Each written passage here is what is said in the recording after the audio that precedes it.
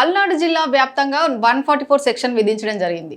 144 section కట్టుదిట్టంగా అమలు పరుస్తూ పలు చోట్ల విస్తృత వాహన తనిఖీలు నిర్వహించడం జరుగుతుందని, ప్రస్తుతం పల్నాడు జిల్లాలో అన్ని చోట్ల ప్రశాంత వాతావరణం నెలకొందని, పరిస్థితులు అన్ని పోలీసుల అదుపులో ఉన్నాయి. ఆయా ప్రాంతాల్లోని పరిస్థితులను ఎప్పటికప్పుడు స్వయంగా పర్యవేక్షిస్తూ మా పోలీసు అధికారులను అప్రమత్తం చేయడం జరుగుతుంది. ఇంకా కొన్ని రోజులు 144 సెక్షన్ అమల్లోనే ఉంటుంది.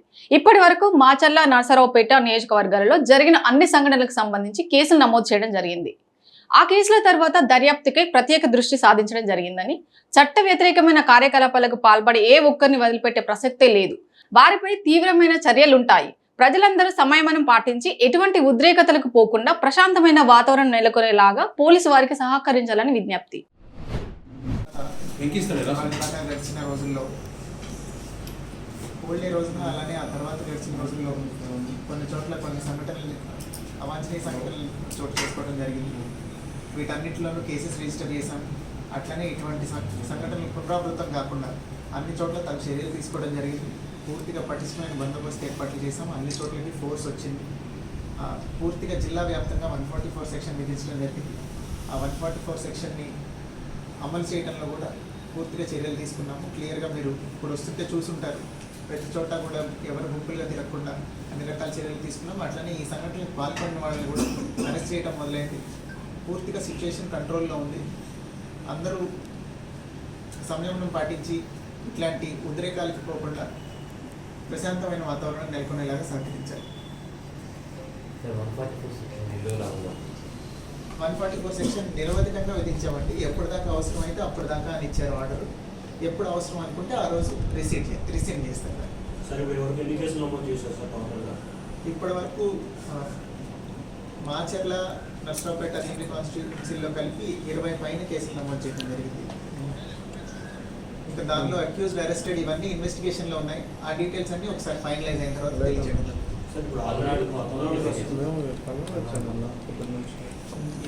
తక్కువే అనుకుంటా. అందుకే కేసుల నెంబర్ అవి ఇన్సిడెంట్ బట్టి జరిగిన ప్రతి ఇన్సిడెంట్లోనూ కేసు రిజిస్టర్ చేయడం జరిగింది. ఆ వివరాలన్నీ ఒకసారి ఇన్వెస్టిగేషన్ ఫైనలైజ్ అయిన తర్వాత మీకు ఇస్తాం. కొంతమంది పోలీస్ సిబ్బంది మీద వచ్చినటువంటి ఆరోపణలు, కొంతమంది సస్పెండ్ అయ్యారు, కొంతమంది చర్యలు ఇప్పటిదాకా అయితే సార్ 144 సెక్షన్కి లేదండి.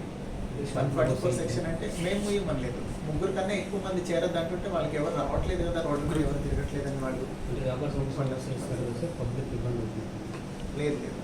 సెక్షన్ అంటే 144 సెక్షన్. గుంపులుగా తిరగకూడదు. ముగ్గురు అంతకన్నా తక్కువ మంది మాత్రమే ఉండాలి. రోడ్ల మీద అన్నెసరీగా సంచరించకూడదు. ఇదే 144 సెక్షన్. అదే అంటున్నారండి, వాళ్ళు మూసేశారు. సత్యపల్లిలో ఎక్కడ మూసారు? అది షాపులు మీయటం అనేది మా పరిధి కాదండి. దానికి నెసరీ ఆర్డర్ ఎవరు ఇచ్చారో ఇలాగే కొనసాగుతుంది. ప్రశాంతమైన వాతావరణం కంటిన్యూ అయ్యేదాకా.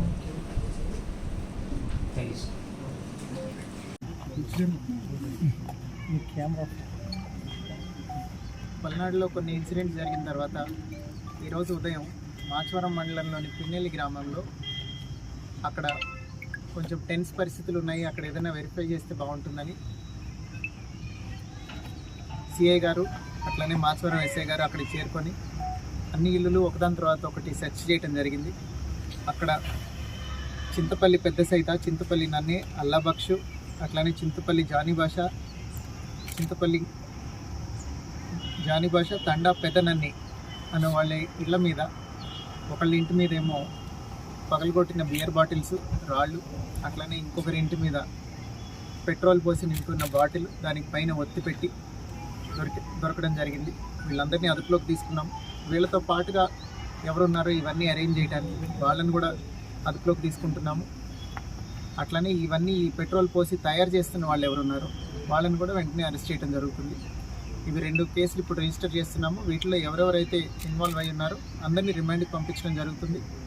అలానే ఇలా ఏ విలేజెస్లో అయితే అనుమానాలు ఉన్నాయో అన్ని చోట్ల ఇప్పుడు ఇట్లాంటి సెర్చ్ కొనసాగుతుంది. ఎక్కడెక్కడ ఇట్లాంటి అవాంఛనీయ సంఘటనలకు పాల్పడటానికి ఇట్లాంటి కాంట్రబ్యాండ్ మెటీరియల్ ఎవరైతే హోర్డింగ్ చేస్తున్నారో వాళ్ళందరి మీద కేసులు పెట్టి రిమాండ్కి పంపి స్ట్రిక్ట్ యాక్షన్ తీసుకోవడం జరుగుతుంది. సార్ ఎక్కడ తయారవుతున్నాయి సార్ బాంబులు? ఎవరో ఒక అతను ఇంట్లో తయారు చేస్తున్నాడని సమాచారం. అతని పేరు తెలిసింది. వెరిఫై చేసి తీసుకొస్తాం అరెస్ట్ చేసి. ఇవి ఎన్ని గృహాల్లో తీసుకొచ్చింది? రెండు ఇల్లులండి. ఈ మొత్తం కూడా ఈ మొత్తం 2 ఇల్లుల్లో. Thank you.